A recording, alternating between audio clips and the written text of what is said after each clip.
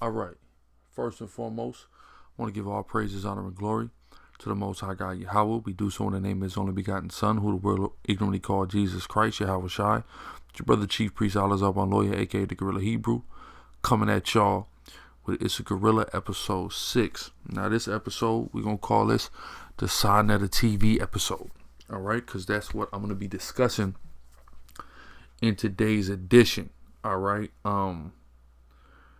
Okay, so first and foremost, Sinetta TV Awards is going down July the 7th. All right, it's going down in Manhattan. Look forward to, if it be the will of the Most High, the SICARI to be in the building. We're up for an award. The best Hebrew Israelite camp. That's my camp, the SICARI.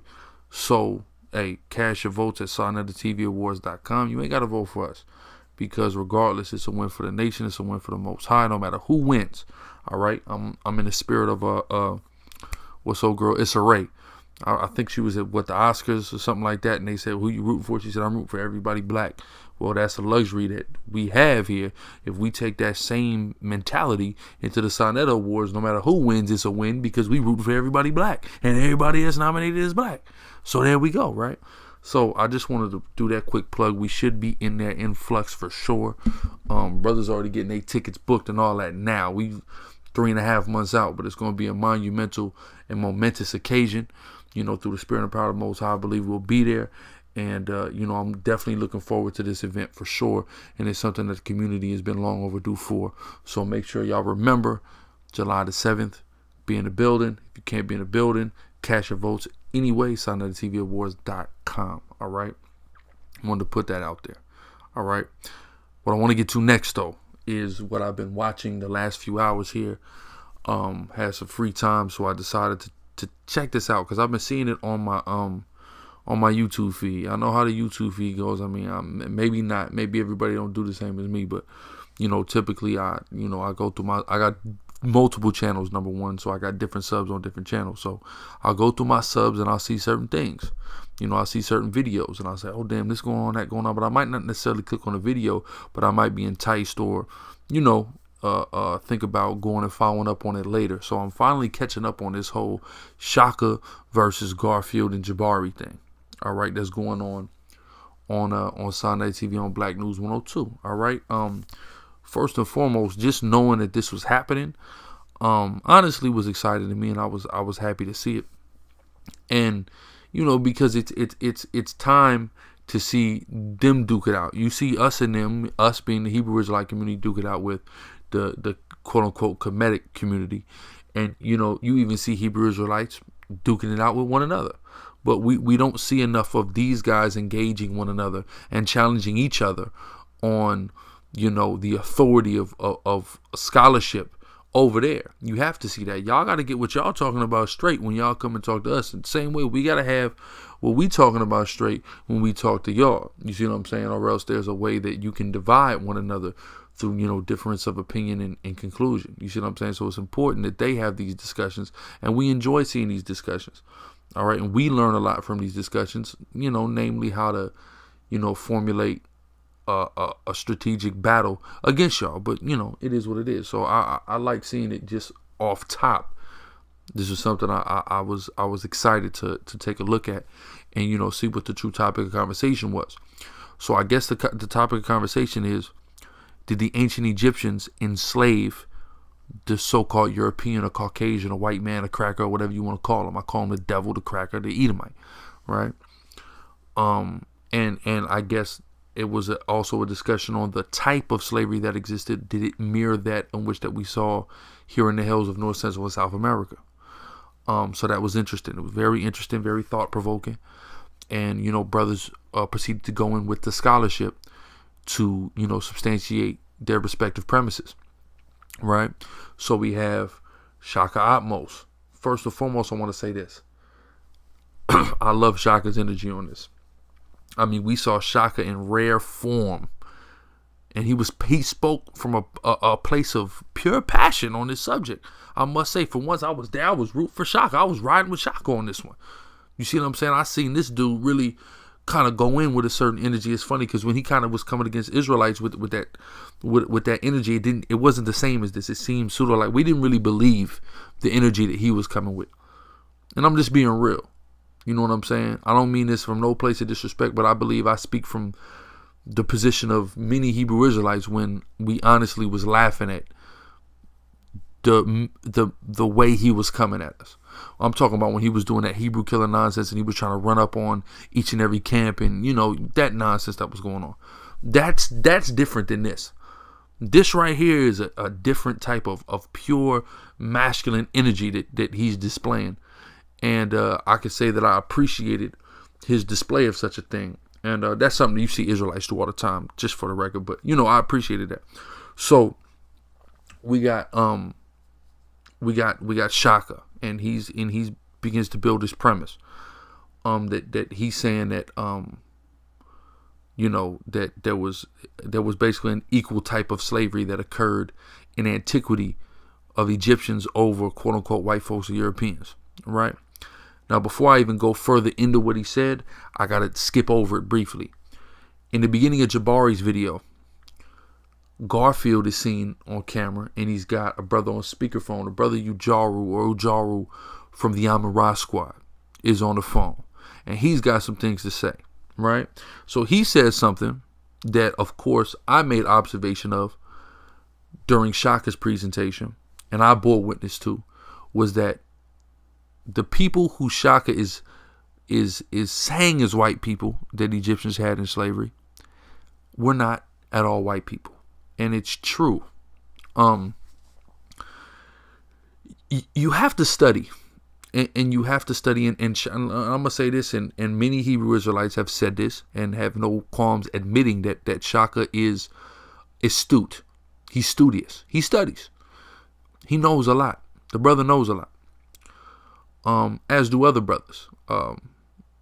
Jabari, Garfield, the majority of the Amara squad, the ones that I know, are brothers that study. So when you're a brother that studies, you have to understand falsehoods and you know, false pretenses and things like that exist. And one of which that we all should understand as people who are pro-black and into scholarship is the myth that the people that are labeled as Indo-European or Indo-Aryan are white. We have to understand how that myth came into existence, what German pseudoscientists propagated that, and what agenda they had. Because when you start to delve into their agenda, there's nothing really scientific about it. They're quote unquote racist science that exists.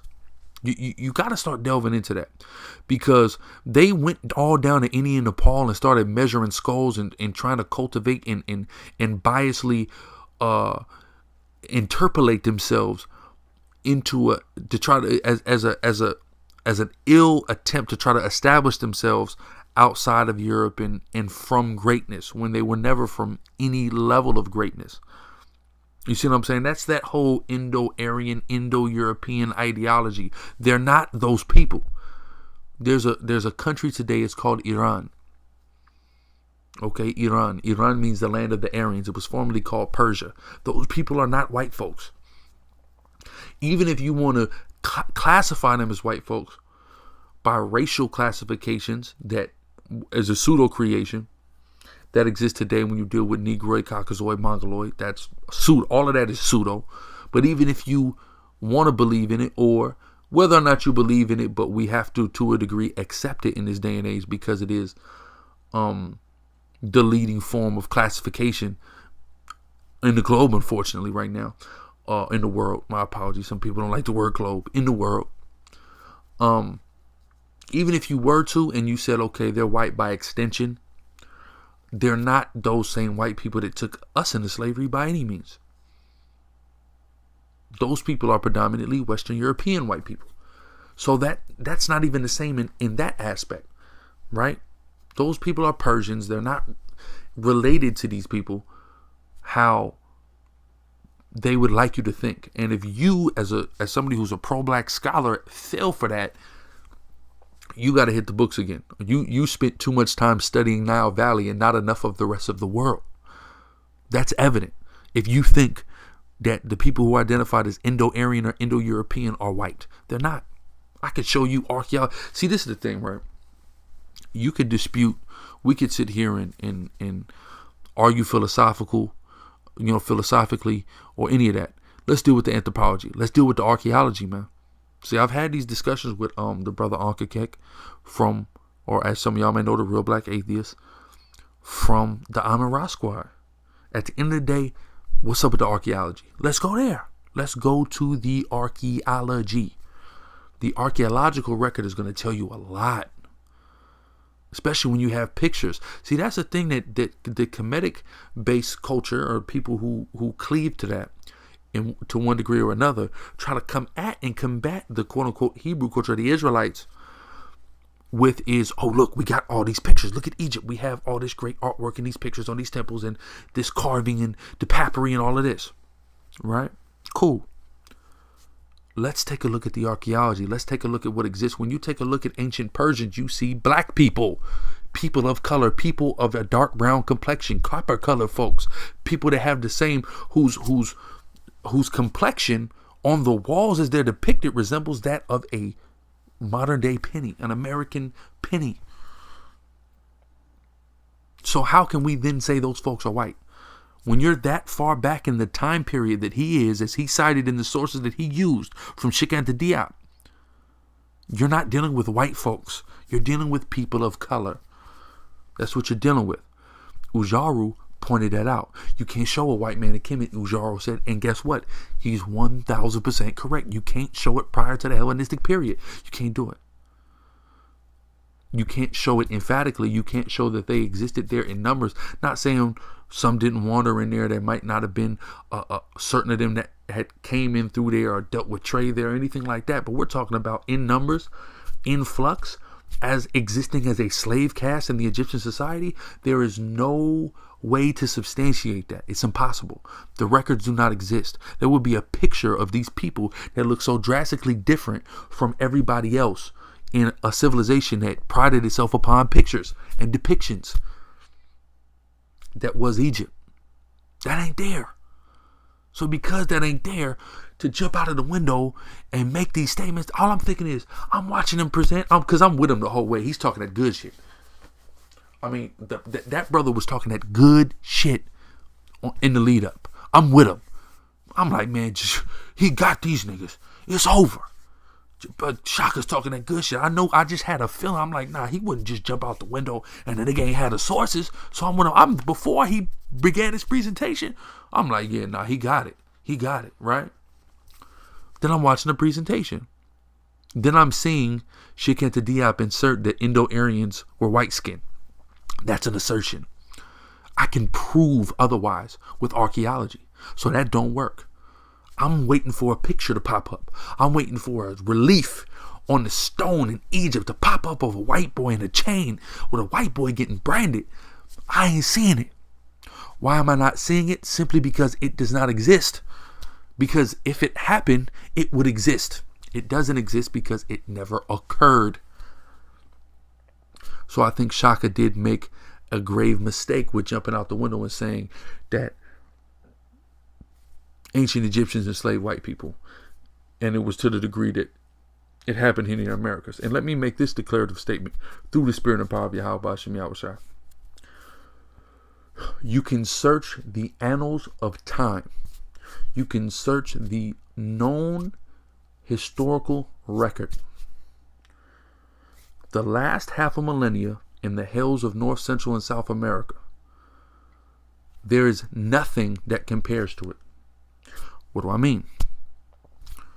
When you think about the level, when you think about the type of terror that the so-called white man has reigned with, the level of biological and chemical warfare, the level of psychological warfare, the level of physical warfare, the level of atomic warfare that the white man has utilized from the past 500 years. Let's start 1492. You can even take it as far back as the 1440s, but let's go to 1492.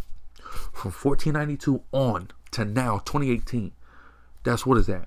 506, boom, 526 years. In the last 526 years, that blacks, Hispanics, and Native Indians have collectively experienced at the hand of the so-called white man, who some call the European, the Caucasian, the Tom who, the King, what I call the devil, the Edomite, and the cracker, right? If we take a look at everything that they've done, you will not find any civilization or any group of people that have done a tantamount level of damage and enslavement and cruelty that they have. You're not going to find it. And guess what? I'm a Hebrew Israelite. Do I have a grope with ancient Egypt, or a gripe rather with ancient Egypt? Of course I do. My story, our story of us existing as a people, begins roughly with us being slaves in Egypt.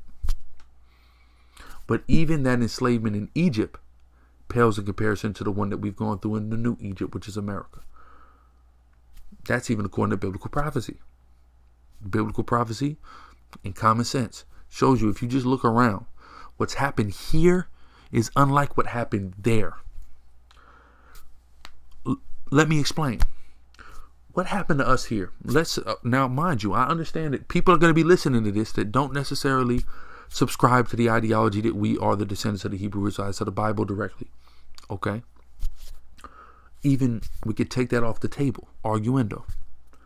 The fact is, whoever the hell we were in all the various tribes that we came from when we were put on cargo slave ships and hauled to this side of the world, we lost all of that. We lost 90 to 99% of our culture. We lost our language. We lost our ritualistic or spiritual systems that we were practicing. We were stripped of all of that. It was beaten out of us, and we were given a replacement to all of that.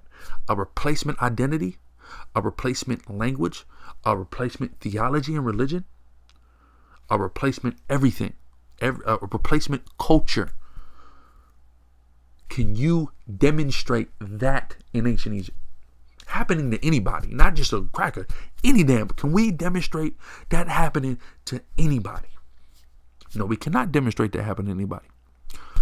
Can we demonstrate the level of biological, biochemical warfare that's being waged? One that they are so determined on waging that they will do so at the expense of millions of their own.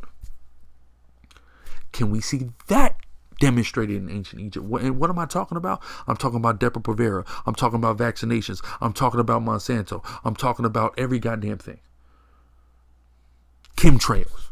I'm talking about all of that. Can we demonstrate something to that level in ancient Egypt? Or any place else in the world ever? No, we cannot. Then, and not to mention the physical beatings.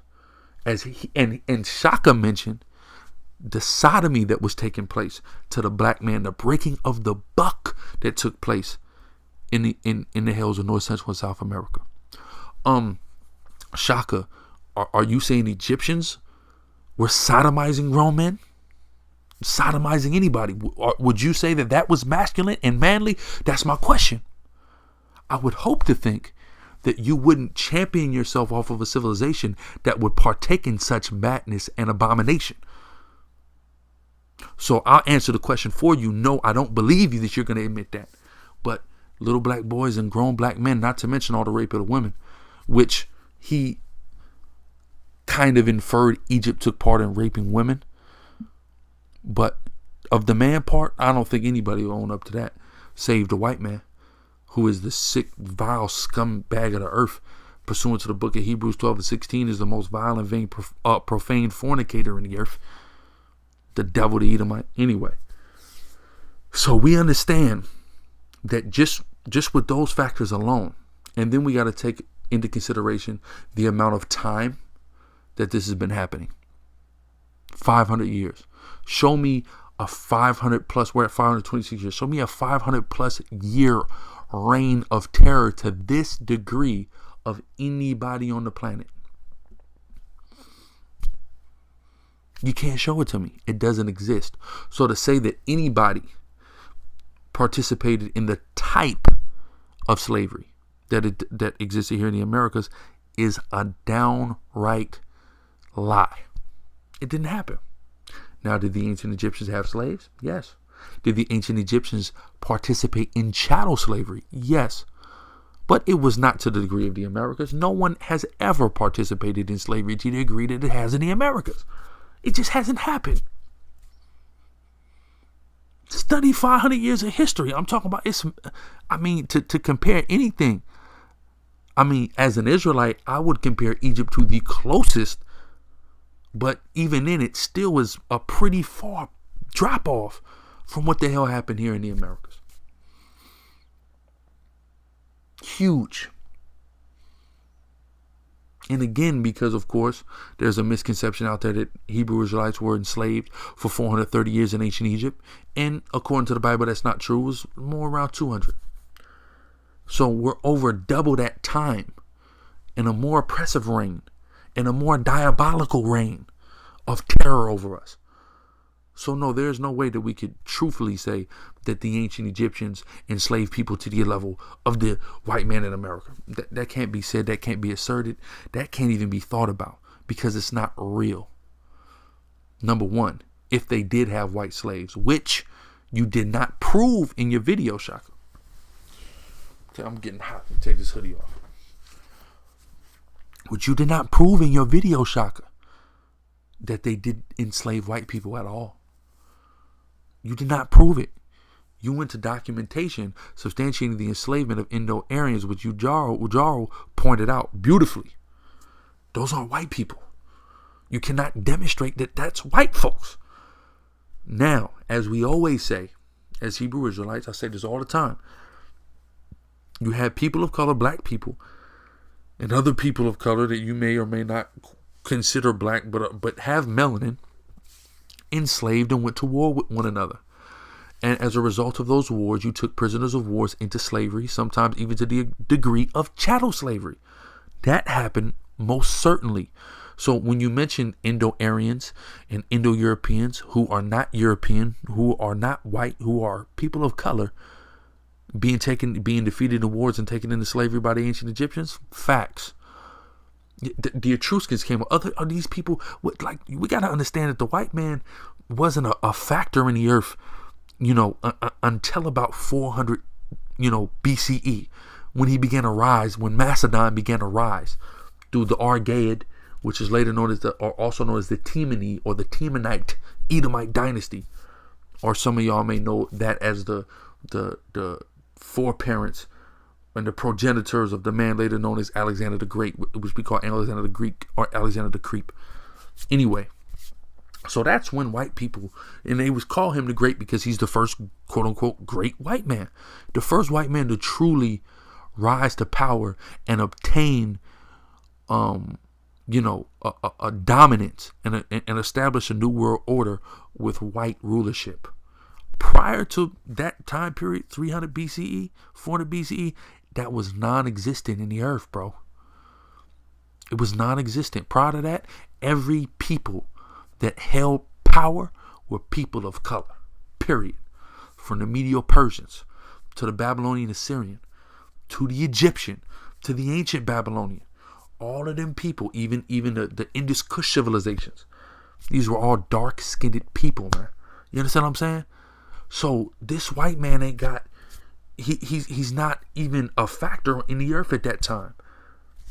He existed in a marginalized area. He was a merchant, and through his merchandise, he was able to infiltrate certain societies within Europe and overthrow them, or not even necessarily overthrow them, as a virus that he is, because he's so parasitic in nature due to his physiological makeup and biological makeup, that he attached himself and leached off different societies in Europe and then began to infiltrate them and then multiply himself as the virus that he is. That's what he did. And that's how he began to rise to positions of power and prominence in Europe. But I can show you Italy. I can show you Greece. I can show you these places. And I can show you archaeological proof. I can show you the pottery that depicts nothing but melanated people of color as the people who were running these societies prior to the rise of the white man. So if you told me you went and got slaves from these regions, I would ask you at what time period. Give me a circa. because pursuant to the archaeological record, that circa may determine that the slaves gotten there were not white people at all. And that's a fact. And even now, you have different scientists that are making statements like, well, the early Bretons were black. And this is a fact.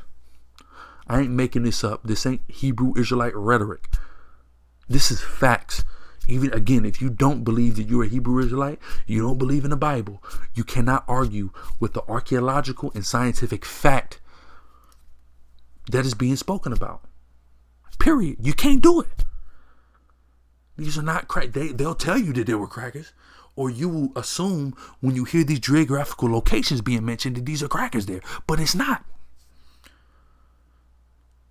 They come later, man. They later.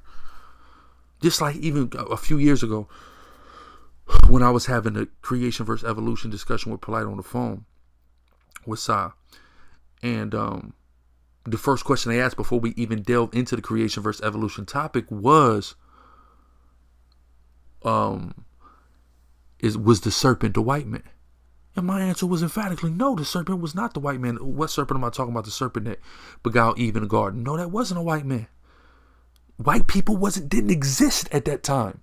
When you deal with the garden and, the metaphysical representation of what that's talking about the Fertile Crescent, which runs from the Nile to the Euphrates, and the civilizations that existed there at a certain time period and existed into a later time period, but are no longer intact there now.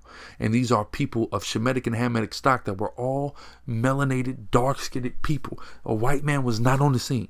A white man did not exist. Period. That's from the biblical perspective. Archaeology also attests to this fact. And more scientific evidence and data is being collected that further substantiates this fact. So no, you did not prove that Egyptians had white slaves. You didn't prove it, period. But you had a great energy and you did make some good points. And I like to talk about those points, right? You spoke about servitude versus slavery. And you spoke about how every time the slavery that existed in Kemet gets brought up, how people like to downplay it, because people like to paint Kemet as a pseudo-utopian society where everything was just love and nature, and like you said, it's hippies.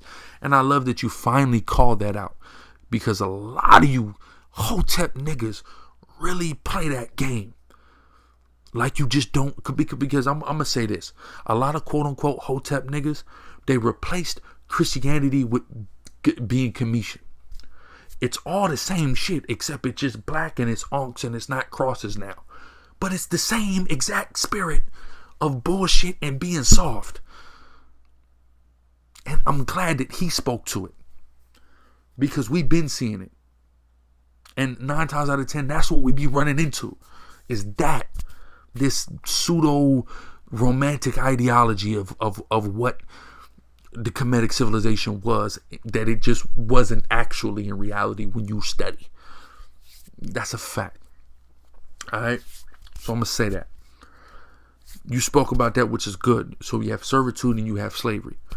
And when you have a caste or a class system that existed in Egypt for many dynasties, there are certain classes or castes that are subjugated to servitude. There's some that could even be subjugated to enslavement, even to the chattel slavery level. That's a fact, right? We always tell people this when people say, oh, the Bible justifies slavery. Well, depends on what you're talking about, because there's Hebrew servitude.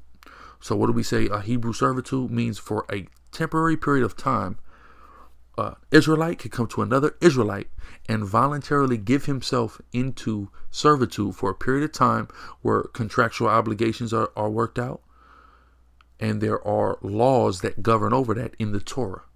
But that's not permanent. It's for a period of time. Then you can enslave. Now, this is a different level than just servitude. The type of slavery you can conduct to other people who are not Hebrew Israelites. And there are certain rules and guidelines that you have to follow as far as that, and laws in the Torah as far as that goes. So you cannot do this to your brother. So if we say, okay, blacks, Hispanics, Native Indians are the Hebrew Israelites, meaning another black man, I cannot do that to. I cannot enslave this brother. But could I enslave a white man? Hypothetically, I could. Because it's lawful, and according to the Bible, it's going to happen. Right? And again, people of color enslave one another. When you take a look at the Lakesh reliefs, you understand what I'm saying? In Syria, and you deal with Hebrew Israelites, clearly broad-nosed black men with braids in their hair, going to other people of color, Assyrians, and subjugating or being in subjection to the Assyrians. You have black on black slavery, quote unquote, what would be considered black now, which is a blanket term covering a vast array of people who are not related or do not share nationality with one another. Right? They're only related by pigmentation. You see that. You see the Assyrians enslave the Israelites. That's real. We see on the walls Israelites enslaved by Egyptians. We see it. We see propaganda of Egyptian kings boasting about defeating and subjugating Israel. That's a fact. Right? What is that? On Karnak, I believe. I could be mistaken. But we see all these things. And that exists in subjugating people and doing that. When you read in the Bible, first Israel's subject to Egypt, in slavery to Egypt, in the land of Egypt. Then we go later on. Once we go later on, we got the Philistines and these other different people of color that enslave us. Then later on, we see prophetically us being enslaved by the so-called white man. That's much later on in history. You see what I'm saying? But during that time period, the time period that Shakka is talking about, that's all quote unquote black on black crime that's going on. White people aren't involved. So I wanna make sure that we make that clear, right? But there's a different level of servitude and slavery, and I think it's important that Shakka amplified the point that it wasn't always servitude, that there was most certainly slavery, and typically servitude was a luxury and a privilege that nations only extended within itself, never internationally. All right, meaning with other nations. Typically, when you would raid or you would defeat another nation and take its prisoners of war captive, you would put them in chattel slavery. You would not treat them to the level of servants. Typically, not all the time, but typically. All right. And he made a point as well about the waiting on reparations thing. He made a critique on that, which I agree with. Now, I met a man from Sudan who I believe is actually an Egyptian, actually Kemetic, actually descends from these people. He looks exactly like the people on the wall. Met a man from Sudan. Had an extremely interesting conversation with him. He had the tribal markings on his face, but he was a Christian, so that was funny. But he had the tribal markings on his face and everything. And he told me, he said, look, when the white man came to Sudan, we went to war with him for 10 years because we had to show him that we were men. And that statement was totally corresponds with the statement that Shakka made about being a man and standing up and the masculinity and the militarization and fighting for what's yours and your honor and dignity and respect. I totally am in agreement with, and that's what the Bible teaches us as Hebrew Israelites. 1,000%. You see what I'm saying? So, because basically the way I even got talking to him is a brother. Shout out to that my brother Asar. Brother Asar hits me up. He do security, near my home. So he hits me up like, yo, I got this Hamite cat, this African cat is here. And, I'm arguing with him that we the Jews and blah, blah, blah. He called me a slave, this and that, right? Hey, come over here, right? Because he's younger in the truth. He's older than me. But he's younger in the truth as far as in the knowledge of knowing he's a Hebrew Israelite.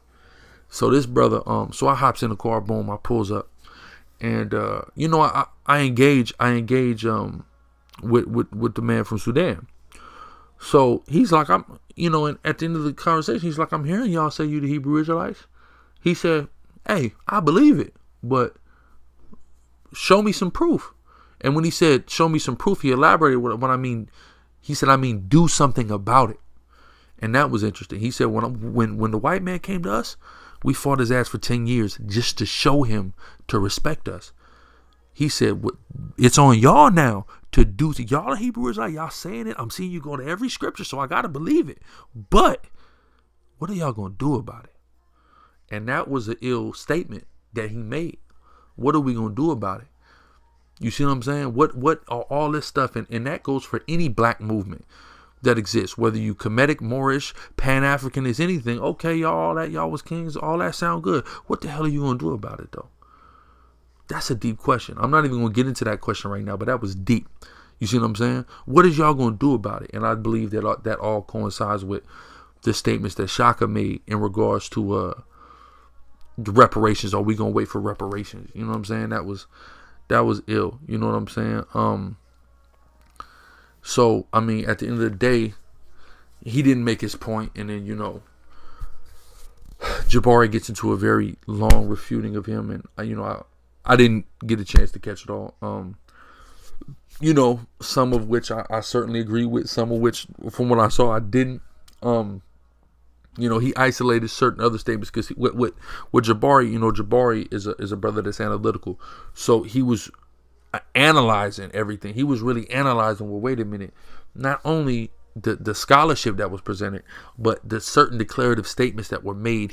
I think he made a statement about him talking about it's a manly thing to enslave people and things like that. So he was not only just attacking the scholarship, but he was also attacking the fundamental thought process of Shakka Atmos and why, and the standard that Shakka Atmos had kind of revealed that he lives by, which I also thought was interesting, and I hope to look more into, you know what I'm saying? But something else I wanted to speak about before I go is the whole situation with what's my man, young Pharaoh in the NOI, because I watched live when Sa was trying to urge young Pharaoh to not do and not jump out the window the way he did with the Nation of Islam. And what we got to understand, and this is a message to a lot of you hoteps. Y'all don't have an army. What do I mean? I mean, it's clear. Y'all lack organizational structure and discipline. You lack a need for it. You lack a want for it. You lack a desire and a drive for it. And of course, you lack it in general. And as a result of you guys lacking that, you guys got to watch what you say and do. You have to. Because y'all could criticize us and y'all could say we believe in a spook or whatever the hell you want to say. That goes Hebrew Israelite, and I'm going to extend that to other quote unquote Abrahamic traditions and faiths, and that would include the Nation of Islam as well as Moors. You can say whatever the hell you want about us and our beliefs and this and that, but because of what we believe and because of the strict precepts that we adhere to, there is a demand, there is an imperative, a mandatory organizational structure that has to exist, even if it exists on the level of a splinter cell and various splinter cells scattered across the world. It exists, and it's real. And the belief that we collectively share has us all ready to die for one another. Y'all don't have that. And because of the way y'all are, y'all will never have that, truthfully. So caution is always recommended when y'all dealing with people who do have that. Especially in this case, the Nation of Islam. Study the history of the nation. Number one, the fruit of Islam is literally a world-class security organization. Top names, a who's who list of black people in the earth have utilized the fruit of Islam as their private security. That's not for no reason, bro. You gotta watch it, man. There's plenty of talk of all kinds of things that the Nation of Islam has done, all type of bodies that have disappeared, that I'm not going to say the Nation of Islam has done, but that they're suspected of doing. I'm not going to call them murderers. But hey, are the speculations out there? Yes. For good reason, I would assume so. You can't, y'all gotta realize, y'all get on YouTube and y'all talk that good shit, the Pharaohs, the SETIs, hell, even the Polites. But y'all gonna need more people to talk that good shit that y'all be talking. And quite frankly, nothing that you offer the people is inspiring that of them. You see what I'm saying? The individualism that is propagated amongst y'all will never allow that to happen, because that's what all of y'all really promote, individualism.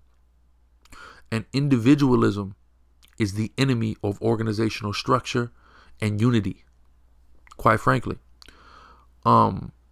Of course, there's nothing wrong with being an individual, but when we're talking about individualism to the extreme level of, oh, I believe whatever I want to believe, I'm going to do whatever the hell I want to do, can't nobody tell me shit.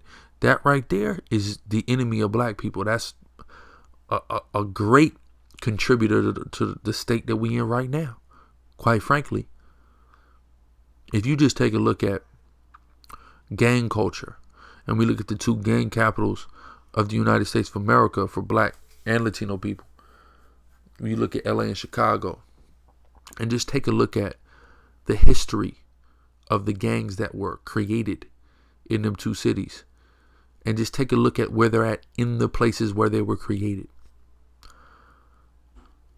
As quiet as it's kept, you have gangs that were created there that have since transplanted elsewhere, or that were copycatted elsewhere, that stick closer to the fundamental code that the gangs were founded upon than the ones that exist in the areas that it was founded.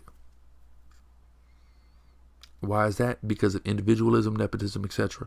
And that's what's propagated by the masses of the quote-unquote greater Kemetic and Pan-Africanist communities. This cannot be negated. It can't be slapped away. It's a fact. So because of that, again, there will be the organizational structure is non-existent. You can't even suggest it.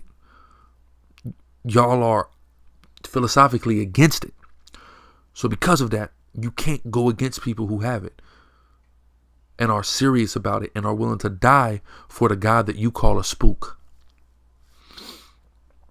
You can't do it. It's impossible. I mean, not unless you literally have a death wish. Now, luckily for a lot of y'all, Hebrew Israelites, we're not going to do nothing to you. And we're going to tell anybody that will to chill out. And there's certain brothers that's in the Afrocentric realm who have needed help of Hebrew Israelites to keep certain other people off their ass. And that's a fact. And a lot of y'all know about that. You understand what I'm saying? So y'all gotta watch this, all this jumping out the window niggas be doing when niggas put the battery in your back, bro. Y'all gotta watch it. Because especially dealing with the nation is everywhere. And guess what? Israel is everywhere too. But like I said, we firmly against doing, because here's the thing about us. We don't classify ourselves as a religion, even though y'all do. We don't classify ourselves as a religion. We classify ourselves as a nationality. And not to the level like Moors, because a lot of Moors will say, well, if you're not claiming that you're a Moorish, Aboriginal, American, Moroccan, whatever the hell man, then you, and a white, and claim it white, then, to hell with you. You see Moors say that. Understand something. Hebrew Israelites believe Black, Hispanic, and Native Indian is my brother, whether he acknowledges or not, whether he's a Christian, he thinks he's goddamn Egyptian, whether he thinks he's an Aboriginal when the slave trade never happened, which is nonsense. All of that, we is looking at all of y'all as our brothers, whether you ideologically agree with us or not. So as a result of that, we are avidly against acts of violence towards y'all, no matter what. Unless, of course, we're defending ourselves against you when you want to attack us, which is rare. As it was written as it was written, and our King, our Hamashiach, our Messiah, our Savior, Yahushua, the Son of the Most High, said, a black man, mind you, blessed are the peacemakers. So we try to make peace amongst each other. He taught us to turn the other cheek towards one another, not to everybody, but towards one another. You may have other brothers in other faiths that don't see it that way. You understand what I'm saying? So that's something that y'all definitely need to keep in mind. And speak out. If you see some BS, speak out. By all means. But choose your words wisely. As Paul spoke about in the New Testament, season thy speech with salt. And also know how to answer every man. As it says in the book of Proverbs. Or is it Proverbs or Sirach? Wise words turneth away wrath. It also says if you don't blow on the spark, there will be no fire, brother.